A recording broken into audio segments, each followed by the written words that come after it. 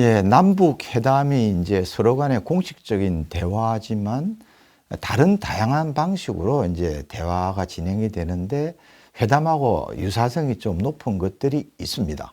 예를 들면은 민족 대축전 남북 공동 행사 때 북측 대표단이 이제 왔을 때 또 많은 대화가 이루어지죠.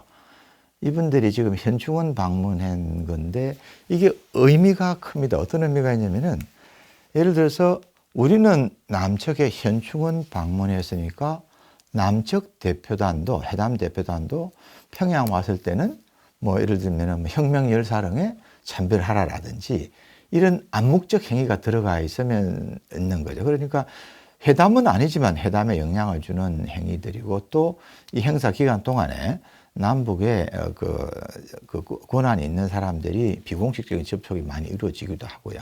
또 회담에 거의 회담이라고 볼 수 있는 형태도 또 진행이 됩니다. 예를 들면은 2017년도에 인천 아시안 게임 때 북측 대표단이 김양건, 뭐 황병서 이런 사람들이 보이는데 이 북측 실력 대표단이 왔을 때 우리 측 그 대표 북측의 그 대표단에 준하는 우리 측 인사들이 나가서 만나 가지고 그 다음에 회담에 준하는 이런 행사를 식당에서 열기도 했습니다. 이것도 상당히 중요한 국면 전환을 위한 노력의 계기가 되었고 이것도 사실은 남북 회담에 준하는 거로 볼 수도 있다고 하겠습니다. 그래서 정식 회담은 아니지만 회담에 준하는 형태 남북 대화들이 많이 유사 행위들이 있다는 말씀을 드리는 거고요. 또 회담이 아니지만 실질적으로 그 비밀 회담이라고 하는 것들도 과거에 많았죠. 과거에. 예를 들면 72년도 남북 공동선언 때는 비밀리에 방북해서 북한 관계자들하고 그 만나서 협의를 하고 한 부분도 있었고 또 1985년도 이 무렵 80년도 5년도 이후에 또 우리 측 인사가 또 북측을 비밀 방북해 가지고 뭐 남북 정상회담을 이 무렵부터 뭐 추진을 했던 것도 있는데 이런 식으로 이제 비밀 회담이 있는데 최근에는 비밀 회담이 상당히 줄어들었습니다. 추진 과정의 정당성 문제도 좀 있고요. 그러나 비밀 회담이라는 게 가지는 효과성 측면도 사실 있기는 있습니다. 있기는 있지만 부작용도 역시 크지 않기 때문에 북한이 요구하는 것들이 우리가 정상적으로 줄 수 없는 것들도 있고 해서 요즘은 이제 비밀 회담 형태로 해서 회담을 추진하는 것은 많이 줄어들었고요. 통일부가 주관에 대해서 공식적으로 하는 그런 행사를 선호하고 또 그렇게 되어 나가야 되는 것 같습니다. 그래서 회담이 지금까지 말씀을 드렸지만 비공식 형태의 회담도 있을 수 있다는 걸 여러분들한테 말씀을 드리는 거고요. 그래서 이제 지금까지 말씀드린 게 이제 전체 회의가 열렸고 그 다음에 대표 접촉 분야별 전문성이 있는 대표가 만나는 대표 접촉이 있었고 그 다음에 수석 대표가 아주 쟁점이 되는 중요한 문제에 대해서 타결을 하고 그 다음에 타결이 되고 나면 종결회의라는 것을 이제 합니다. 종결회의에서는 여러분들이 잘 아시겠지만 서로 합의서를 가지고 와가지고 서명하고 교환을 하고 또 각각 낭독을 합니다. 낭독을 하는데 여기서 이제 여러분들한테 하나 말씀을 드리고 싶은 거는 합의서가 남북 간에 단어가 다른 경우도 있어요. 그건 뭐냐면은 전체적으로 방향은 같지만 각자가 해석을 좀 달리하는 그런 용어들을 쓰기도 합니다. 그래서 합의서, 남북 간 합의서가 꼭 같은 내용은 아니고 서로 간에 약간의 용어가 다르게 쓰는 부분도 있다는 말씀을 드립니다. 그 다음에 이제 종결 발언을 하면서 오늘 수고하셨습니다 라는 식으로 해서 마무리를 하는데 어떤 때는 회담 결과에 대해서 불만이 많은 경우에는 종결 발언 자체가 좀 싸늘한 그런 발언들도 있기는 합니다. 그리고 나서 이제 회담이 종료되면서 서로 이제 각자 특히 이제 북측에 갔던 분은 남쪽으로 돌아오는 거고요. 그래서 회담이 종료가 되면 돌아오는데 회담장에서 이제 회담이 마무리되면은 그 다음에는 이제 국민들한테 설명을 하는 방식을 대부분 이제 수행 기자단을 대상으로 발표를 많이 하죠. 해당 결과 발표를. 그래서, 예를 들어서 이건 뭐 지난 일이지만, 뭐 장성급 회담이니까 군인분들이 이제 내용에 주가 되고, 이제 통일부, 저도 대표에 꼭 참석을 하죠. 이 통일부는 통일 문제와 관련해서 계속해서 그 전문성을 키워왔기 때문에 북한 문제를 다룸에 있어서 각 부처가 가지고 있는 업무의 전문성 플러스 북한하고의 대화하는 방식에 있어서의 전문성을 통일부가 옆에서 지원을 하게 되는 형태가 많습니다. 그렇게 해서 회담이 끝나면은 지금은 군사회담이지만 각 회담마다 브리핑을 하는데 브리핑을 현장에서 할 수도 있고 아니면 대부분 우리의 경우에는 서울로 돌아와 가지고 서울에서 뭐 예를 들어서 뭐 정부 청사 같은 데서 브리핑을 하는 경우가 많고요. 독특하게 이제 큰 회담의 경우에는 예를 들어 정상회담 같은 경우는 국민들한테 설명하는 거를 뭐 정상회담은 수석 대표 당연히 대통령이시겠죠.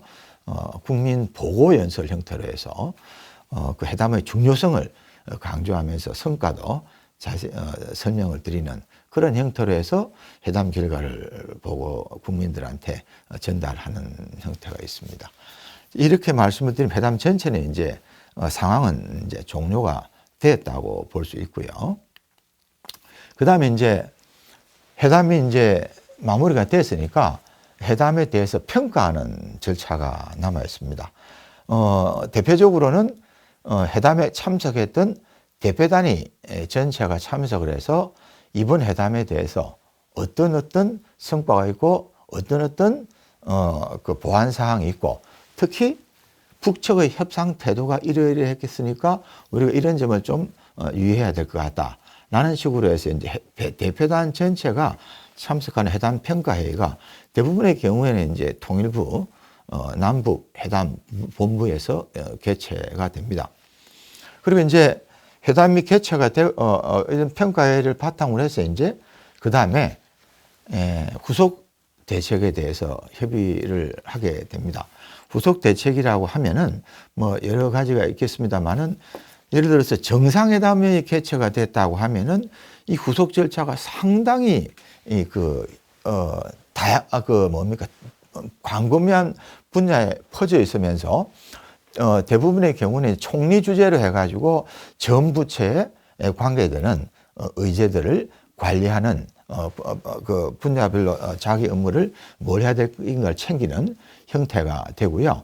그리고 이제 총리실도 하지만 대부분의 경우에 이제 남북 회담에 있어서는 중추적인 기능을 하는 것은 남북 고위급 회담 중에서도 통일부 장관이 하는 남북 고위급 회담이 남북 간의 각 분야의 의제를 관리하는 중심체로 작동하는 경우가 많습니다. 아까 말씀드린 대로 정상회담을 했으면은 그게 맞춰서 총리실에서 전 부처를 의 업무를 챙기지만 그 다음에 이제 진행이 되면서 구체적인 업무와 관련해서는 그 통일부가 챙겨 나가는 형태가 되고요. 그 다음에 통일부가 아우르고 나면은 이제 정상회담은 뒷받침이 되는 건데 또 하나 정상회담이 아니고 이제 통일부 장관급 회담이 진행이 됐다면은 여기에서 이제 그 논의될 수 있는 거는 뭐 다음에 군사회담을 하자, 정치회담을 하자, 뭐 경제회담을 하자는 식으로 해서 총괄적인 성격에 있는 고위급 회담을 통일부 장관이 한 경우에는 그에 맞춰서 후속 조치로 이제 각 분야 회담을 어떤 우선순위로 해서 먼저 할 것인가라는 걸 정해서 이제 후속 조치가 진행이 되는 거죠. 여기서 제가 이제 하나 말씀을 드리고 싶은 거는 이 남북 관계 회담에 있어서 지금 현재 가장 문제가 되는 부분은 북핵 문제지 않습니까? 그래서 이 남북 회담이 북핵 문제 회담과 연계된 성격이 상당히 강합니다. 과거, 지금도 이제 남북회담이, 만약에 지금 진행이 된다고 하더라도 아마 북핵 문제가 의제로 진행이 될 겁니다. 그래서, 대부분의 향후 진행될 남북회담은 고위급 회담이든 뭐 아니면 정치, 군사, 경제 분야 회담이든 이야기를 할 때 핵 문제를 기조선언문에서 언급할 수 있는 경우가 많아질 겁니다. 근데 그 이유는 과거에 북한이 핵 문제를 이야기를 할 때는 미국하고의 관계에서 논의할 문제지 우리하고 남북 간에 논의할 문제는 아니라고 했는데 올해 초에 북한이 뭐 공식적으로 남조선을 사정권으로 한 핵이라는 개념을 공개적으로 언급을 했기 때문에 이제는 아마 핵 문제와 관련된 언급들이 남북 간의 대화가 열리면은 어떤 단계의 회담에서든지 이야기될 가능성이 많고 북한으로서도 핵 문제에 대해서 이제는 대화를 할 수밖에 없는 상황으로 가고 있다는 말씀을 드리고요. 그 다음에 또 하나는 남북 대화에서 진행이 될 때 북핵 문제의 진전, 국제 파트에 나타나는 북핵 문제의 진전이 뒷받침될 때 남북 간의 각 수준의 회담이 진행이 될 수 있는 환경이 조성이 될 거라는 면에서 국제 면에 있어서 북핵 문제 회담과 남북 회담의 연계성 부분에 있어서도 우리가 유의를 가지고 해야 한다. 그래서 어떤 모의 회담을 하더라도 당분간은 북핵 문제가 어느 정도 언급되는 형태로 될 가능성이 많다. 물론 뭐 이산가족 문제를 이야기하는데 생뚱스럽게 뭐 북핵 문제를 강조하는 건 아니고 일단은 어느 정도 대화가 수준이 있는 고위급으로 가면 갈수록 핵 문제가 더 논의되는 게 자연스러운 흐름이다라는 말씀을 드리는 겁니다. 그래서 글에 있는 대로 한반도 문제의 국제화라는 말은 남북 문제를 다루는 회담이 북핵 문제로 인해서 국제화되는 성격이 좀 있다는 말씀 하나 특징. 두 번째는 북핵 문제 회담하고 남북 대화가 밀접히 연계되고 있다. 이 말씀을 드리겠습니다. 그 다음에 이제 남북 회담에서 합의를 어렵게 했다.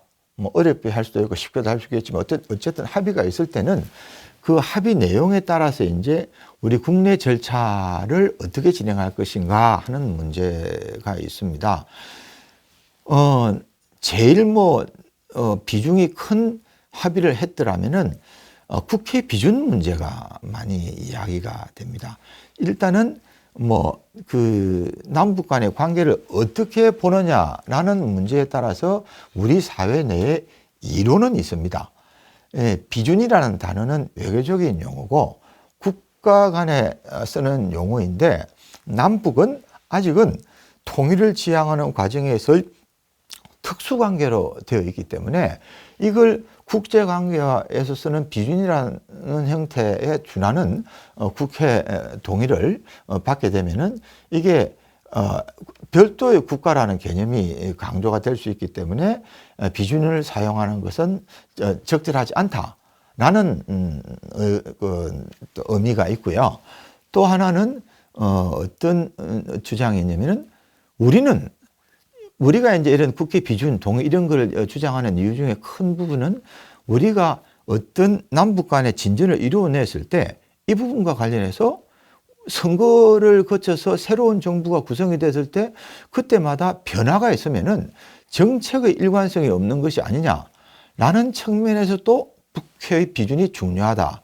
이렇게 이제 국회 비준이 중요하다고 주장하는 부분도 있지만 역으로 이야기하면은 좀 전에 말씀드린 대로 비준 자체를 하게 되면은 역으로 국가 통일을 지향하는 과정에서의 특수관계라는 그 의미가 약화되고 두 개의 국가로 굳어지는 의미가 있는 거 아니냐라는 게 있습니다. 특히 우리가 유의할 부분은 좀 유념해야 될 부분은 북한이 남북 간에 합의된 내용을 잘 지키지 않는 경우가 워낙 많았기 때문에 북한이 좀 지키는 그런 어떤 모습이 더 강화될 때 이 문제가 더 국민적 지지를 얻을 수 있는 절차가 되지 않을까라는 말씀을 드리고 싶습니다. 그래서 가장 예를 들어서 국회 비준 동의가 필요한 거는 이런 단어, 중대한 재정적 부담이라는 이런 단어, 그 다음에 국민의 권리와 의무에 관계된 이런 단어들이 들어가 있는 내용이 들어가 있는 그건 꼭 입법 사항에 준하는 거죠. 이런 부분들은 국회 동의가 있어야 한다라는 주장이 우리 사회에 강하게 있다는 말씀을 드리고요. 그 다음에 이제 대통령 재가로 이제 마무리가 되는 경우, 이건 뭐 입법 사항보다는 행정 사항에 가까운 경우가 되겠죠. 그 다음에는 또 남북 간의 합의는 실제로 했지만 내용을 보니까 뭐 국내 발효 절차까지 갈 필요가 없다. 예를 들면은 이미 체결했던 합의서의 이행 관련 기술적인 절차적인 사항에 관한 합의 같은 거는 뭐 필요가 그렇게 논의할 필요가 없지 않겠습니까? 그죠? 그 다음에 이 합의와 관련해 가지고 최근에 좀 문제가 되는 부분이 있죠. 그게 이제 9.19 남북 군사 합의와 관련해서 일부 조항에 대해서 우리가 북한이 지키지 않으니까 효력을 정지하는 것을 검토할 필요가 있다고 해가지고 지금 우리가 일부 무효, 특히 군사 분계선을 중심으로 한 정찰 부분을 일부 무효를 주장했더니 북한은 전면 무효를 주장해가지고 군사 분계선의 지피를 다시 건설하고 무기를 다시 무기를 다시 이제 그 군사 분계선 지역으로 반입하고 하는 이런 문제가 있는데, 이제 효력을 정지한다는 이 부분은 사실 남북 관계의 중대 변화, 국가 안전 보장, 질서 유지, 공공복리 이런 부분에 있어서는 효력의 정지라는 게 될 수 있기 때문에 이 부분에 있어서는 일단 최근에 우리가 효력 정지를 안 썼지만 효력 정지의 가능성, 효력 정지를 할 수 있는 부분은 분명히 있다는 거고요. 그래서 이게 어떻게 진전이 될지는 좀 더 봐야 될 것 같습니다. 그 다음에 이제 일단 국내 발효 절차가 다 마무리가 되면은 문본 교환을 합니다. 판문점을 통해서 문본을 상대편에 전달함으로써 이제 합의서가 효력이 발생이 된다고 하겠습니다. 참고로 뒤에 보시면은 92년 남북 기본 합의서, 2018년 판문점 선언도 회담 수석 대표가 사인은 했지만 국회 비준은 역시 아직까지 안 되고 있다는 말씀을 드리고요. 또 이제 9.19 군사 합의도 화면에 나오듯이 군사 분계선 남북으로 해서 그 부분의 정찰 부분은 우리가 필요하다고, 북한 위협에 대응하기 필요하다고 해서 무효를 시켰더니, 왜냐하면 북한이 핵미사일 위협이 점점 더 강화되고 있기 때문에, 그래서 그걸 했더니 이제 북한이 전체 무효를 시켰던 걸 보여주는 겁니다. 예. 오늘 강의는 남북 협상의 프로세스에 대해서 말씀을 드렸고요. 여러분들이 모의 협상을 하는 데 있어서 도움이 되도록 여러 가지 말씀을 드렸습니다. 감사합니다.